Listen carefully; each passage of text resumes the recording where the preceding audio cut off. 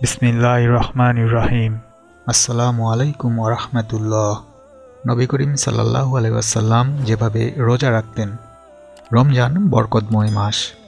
এ মাসে শয়তানকে শৃঙ্খলাবদ্ধ করা হয়, আকাশের দরজাসমূহ খুলে দেয়া হয়, জাহান্নামের দরজাগুলো বন্ধ করে দেয়া হয়। এ মাসে এমন একটি মহিমান্বিত রাত রয়েছে যা হাজার মাসের চেয়েও শ্রেষ্ঠ। রাসূল পাক সাল্লাল্লাহু আলাইহি ওয়াসাল্লামের রোজাগুলো কেমন ছিল? তিনি সেহরিতে কি খেতেন? ইফতার করতেন কোন ফলটি দিয়ে? আর তার সাহাবীরাই বা রোজা করতেন কোন নিয়মে? সব মুসলমানের মধ্যেই এ সম্পর্কে আগ্রহ থাকাটাই স্বাভাবিক। রমজানের প্রস্তুতির জন্য শাবান থেকেই নফল রোজা শুরু করতেন নবী করিম সাল্লাল্লাহু আলাইহি ওয়াসাল্লাম। হযরত আয়েশা রাদিয়াল্লাহু তাআলা বলেন, আমি রাসূল করিম সাল্লাল্লাহু আলাইহি ওয়াসাল্লামকে শাবান মাস ছাড়া আর কোনো মাসেই এত বেশি নফল রোজা করতে দেখিনি। তিনি সাল্লাল্লাহু আলাইহি ওয়াসাল্লাম সাহাবীদেরকেও রোজার প্রস্তুতির জন্য উৎসাহ দিতেন। হযরত ইমরান ইবনে হুসাইন রাদিয়াল্লাহু তাআলা থেকে বর্ণিত, রাসূলুল্লাহ সাল্লাল্লাহু আলাইহি ওয়াসাল্লাম কোনো একজনকে বলেছিলেন, হে অমুকের পিতা, তুমি কি শাবান মাসের শেষ দিকে রোজা রাখোনি? তিনি বললেন, না রাসূলুল্লাহ। রাসূল সাল্লাল্লাহু আলাইহি ওয়াসাল্লাম বলেছেন, তাহলে তুমি রমজানের পরে দুটি রোজা পূর্ণ করো।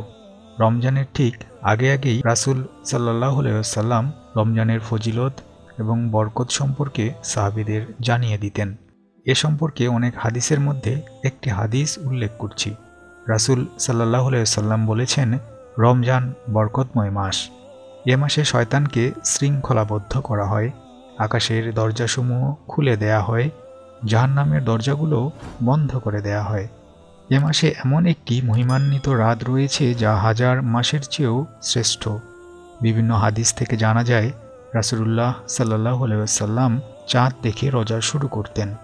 হাদিসের বর্ণনা থেকে পাওয়া, কেউ এসে তাকে সংবাদ দিত, তিনি তা ঘোষণা করার অনুমতি দিতেন।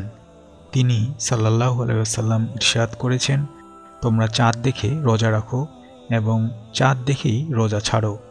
জাঁকজমকহীন অনাড়ম্বর রোজা পালন করতেন রাসূল সাল্লাল্লাহু আলাইহি ওয়াসাল্লাম। নবী করিম সাল্লাল্লাহু আলাইহি ওয়াসাল্লামের সাহারি ও ইফতার ছিল সাধারণের চেয়েও সাধারণ।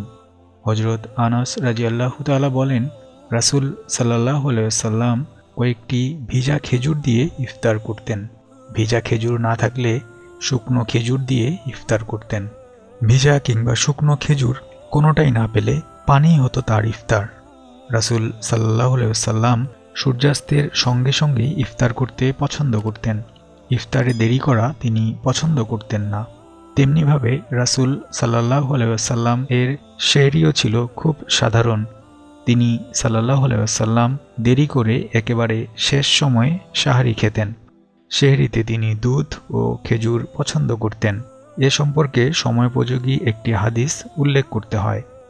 আহলে সুফফার অন্যতম সদস্য সাহাবী হযরত আবু হুরায়রা রাদিয়াল্লাহু তাআলা থেকে বর্ণিত, তিনি বলেন, রাসূল সাল্লাল্লাহু আলাইহি ওয়াসাল্লাম বলেছেন, তোমাদের কেউ যখন আজান শুনে আর এ সময় তার হাতে খাবার পাত্র থাকে, সে যেন আজানের কারণে খাবার বন্ধ না করে, যতক্ষণ না সে নিজের প্রয়োজন পূর্ণ না করে। আবু হুরায়রা রাদিয়াল্লাহু তাআলা বলেন, মুয়াজ্জিন এ আজান দিতেন ফজর উদ্ভাসিত হওয়ার পরই। অন্যান্য সময়ের চেয়ে রমজানে রাসূল সাল্লাল্লাহু আলাইহি ওয়াসাল্লামের ইবাদতের পরিমাণ বেড়ে যেত। বুখারীর বর্ণনা অনুযায়ী তিনি সাল্লাল্লাহু আলাইহি ওয়াসাল্লাম প্রবাহিত বাতাসের মতো দান করতেন। রমজানে রাসূল সাল্লাল্লাহু আলাইহি ওয়াসাল্লাম জিবরাইল আলাইহিস সালামকে কোরআন শোনাতেন। আবার জিবরাইল আলাইহিস সালাম হযরত মুহাম্মদ সাল্লাল্লাহু আলাইহি ওয়াসাল্লামকেও কোরআন শোনাতেন।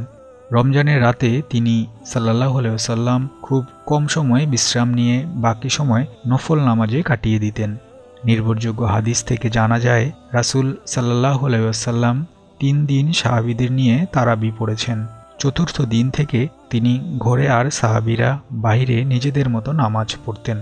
খলিফা ওমর রাদিয়াল্লাহু তাআলা এর সময় জামাতে তারাবি পড়ার প্রচলন হয়। আমাদের দেশে রমজান এলেই তারাবি নিয়ে তর্ক বিতর্ক শুরু হয়ে যায়, যা মোটেই কাম্য নয়। তারাবি সুন্নত নামাজ, আর বিশৃঙ্খলা সৃষ্টি করা হারাম। আমাদের সুবিধা মতো আমরা নামাজ পড়ব, অসুবিধা থাকলে না পড়ব। কিন্তু নামাজে ফিতনা সৃষ্টি করার অধিকার আমাদের কারো নেই।